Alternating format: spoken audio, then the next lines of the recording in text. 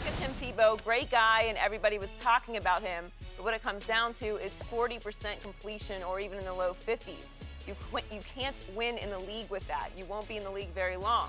It comes down to his play as much as anything. Everyone thinks it's the stance he took. One of the things you don't look for is distractions in the locker room. You can go back to Bill Walsh, and as soon as there were guys that weren't fitting in for what he was looking for, it didn't matter how good you were, you weren't on the team for very long.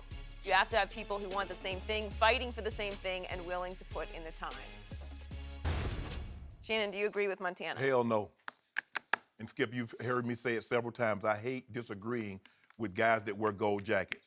But I will not hesitate if I think they're wrong. So he said he's comparing Colin Kaepernick to Tim Tebow.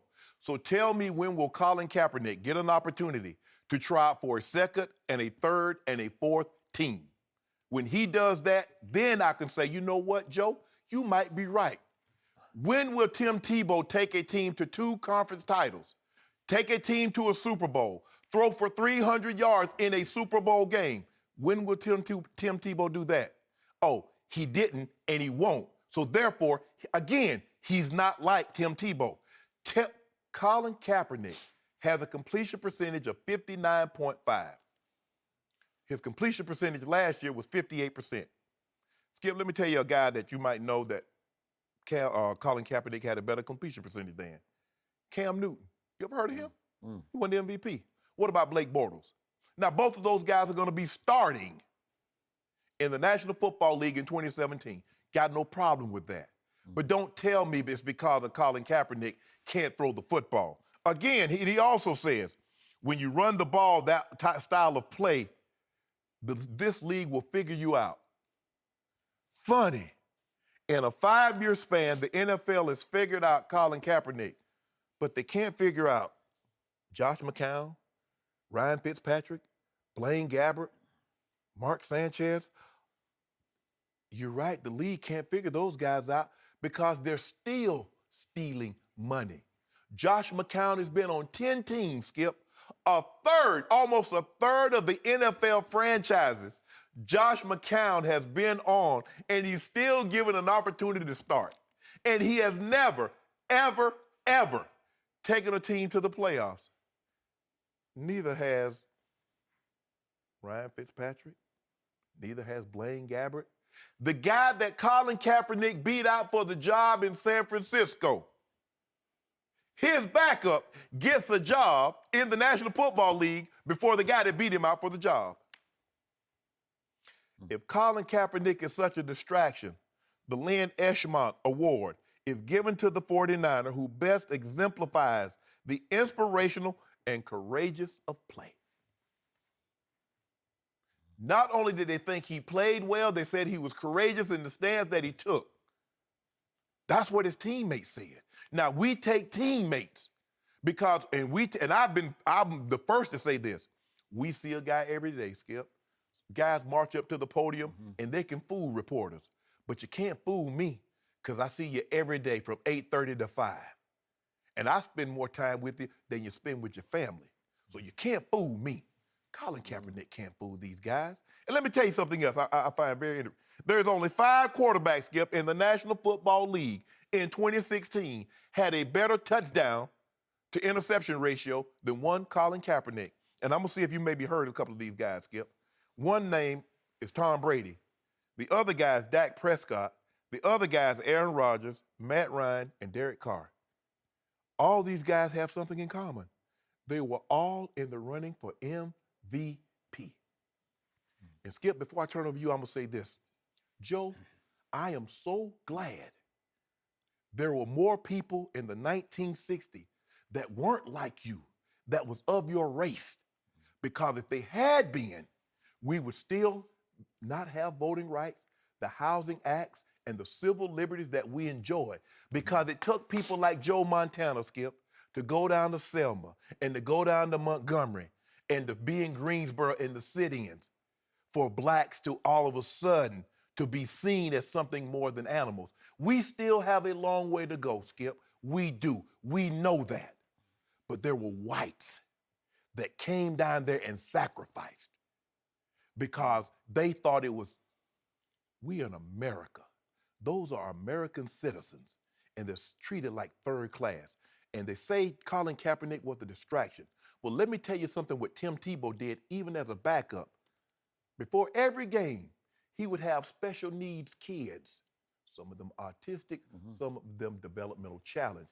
He would have kids that have lost their parents in the military, be it fighting in Afghanistan or Iraq or wherever. He also would have some of the guys that actually fought.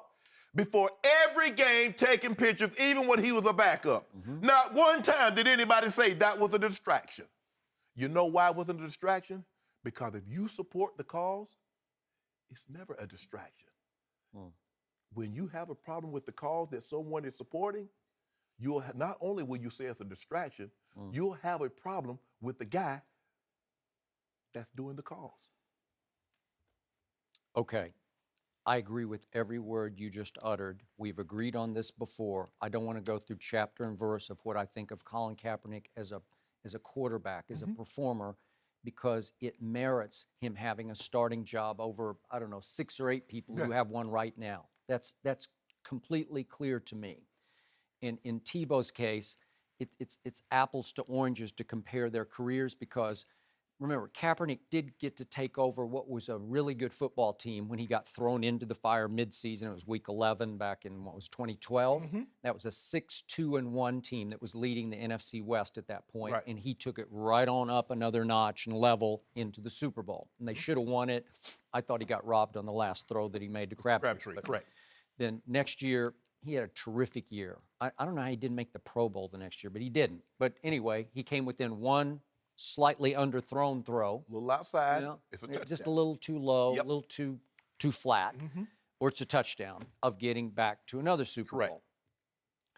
And yet, when I look at what Tebow did, and I'm not even going to put him in the same conversation, but Tebow took over a bad football team that was just reeling. It was dead in the water. It was 1-4 in Denver, you recall. Yes. 2011. 2011. And he ignited it and flipped the switch, and all of a sudden they went on a roll, and they won their division and won a home playoff game. And then Tebow got duped into taking a shot with the Jets because Rex Ryan convinced him that he would give him a 50-50 shot of winning the quarterback job, and he never even got a 1% shot at winning it because he never even got a chance to win the quarterback job. Then he goes to Philadelphia, and I thought he played plenty well enough in the preseason to win the job, but now we get to Montana's quotes and his perspective. There is one thing in common here that people don't talk enough about. Remember, just the way Colin is having issues because I think we both agree, it's not just his performance, it's his cause, right? Absolutely. Yeah. Okay. Well, same thing with Tim Tebow. You want to know why he didn't get another real shot at a job? Because of what he believes in off the field just as strongly as Colin believes in, and that is his faith. And trust me, it made him a circus of distraction because he wore his religion on his sleeve. And the media waited for the next Jesus quote and the next Tebowing where he would kneel and pray. Yeah. That was the distraction. And again, you talked about the kid. Yes. But that's what the owner might not have liked, or the GM might not have liked, or definitely the coach might have not have liked, because you've been through this before. A lot of coaches that I have covered did not like the God Squatters in the locker room because it could tend to threaten and split the locker room because they're just too religion on sleeve, and they want to start to proselytize and convert. And well, would you come to church? Would you come to Bible study? You know, you're going to hell, son, you know, whatever. You know, like it gets completely out of control.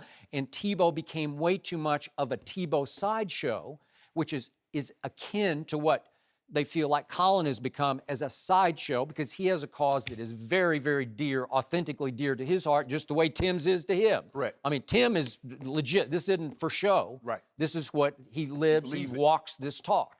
Okay, so they both have these off-the-field things that they believe so fervently in that they become threats to owner, GM, coach. And I think in both cases it was operating, probably much more in Colin's case, but some in Tim's case. Tim isn't as good as Colin, so he couldn't have any room for error over here. Right. So religion on sleeve, that's going to end you. You know, you're not going to get that shot. Over here, you got this cause, you're going to stand, kneel, whatever, for the national anthem. Oh, well, wait a second. You weren't quite good enough to overcome that in their eyes. I think he was good enough. I think he's still very valuable on the open market.